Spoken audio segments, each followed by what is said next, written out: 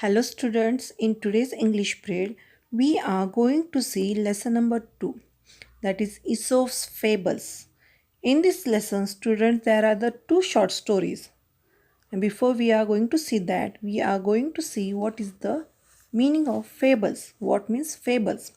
Now, fables are short stories that have a moral or message for us, something to learn and keep in mind as we grow up. Students, see what is the fables. What are the fables? They are the short stories that have a moral or message. Now, student, moral means what? Moral means message only. Short stories, below that moral is there, means one message only it gives. These fables are short stories that give you moral or message. For what is they give moral or message? To learn and keep in mind as we grow up. Means as we grow up, we can keep that message in mind. Otherwise, we can learn from that message some new ideas, new thing. Most of the fables have animal characters who think and act just like human beings. Means most of the fables in that what having animal characters.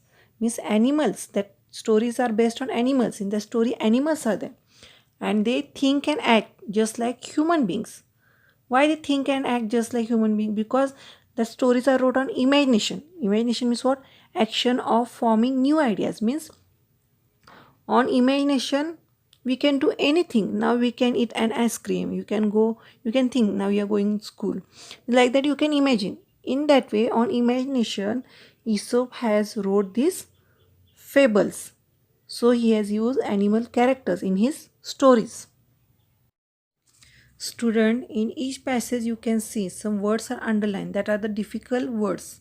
So you also have to underline and you have to write 5 times these words in English notebook and you have to learn.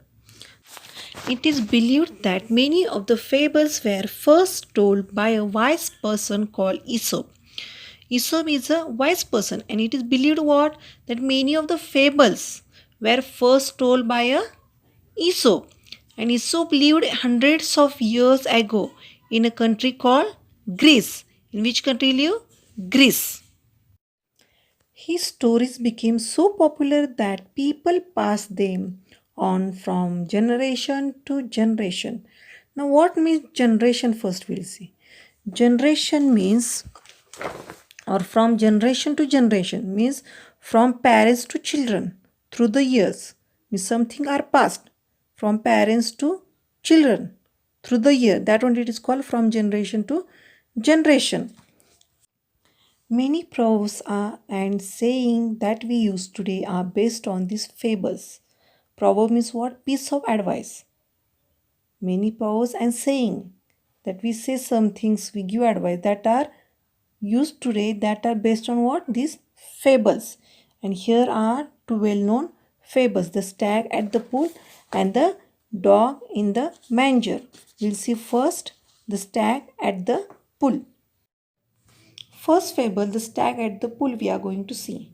Before that, what is the stag? See, stag means a male deer and pool means it is a lake. We say talav in Marathi. One day, a beautiful stag came to a pool of clear water. As he bent down to drink, he saw his own reflection in the water.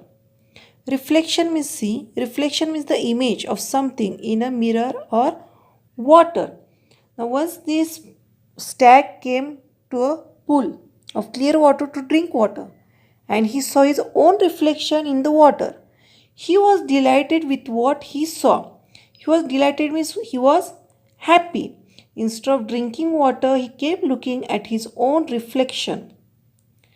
Now, what he has done here, this stag, he was happy to see his own reflection. Instead of drinking water, he was looking his own reflection, and what he said, how handsome I look, how beautiful are these curving antlers, how they add to my beauty, how graceful they look. Now antlers means see, antler means horns that grow on the head of a male deer, and curving means a line which gradually turns from a straight course. Now this stag, he was looking his curving antlers and he's praising it. How? He's telling what? How graceful they look and how they add to my beauty. Then he moved nearer and saw his legs reflected in the pool. He was quite disgusted. Disgusted means upset. Look at my legs. Oh, they are so ugly. Now, means what here? It is a word used to express strong feelings of dislike. They are so ugly, all spindly with small feet. Spindly means very long and thin. He's telling what? That my legs are ugly and they are spindly with small feet, means they are very long and thin. How I wish that nature had given me legs worthy of my stately antlers. Now, worthy means deserving respect or admiration, and stately means grand. What is telling? See, he says that how nature had given me these ugly legs, and my antlers are beautiful, grand. Today's homework. Students, hear the meaning of the first story, The Stag at the Pool. It is given. This meanings you have to write one time in English notebook and you have to learn. Students, here some underlined words are given that are the difficult words of the lesson number 2. That's difficult words you have to learn. No need to write 5 times in notebook. Only you learn. Thank you.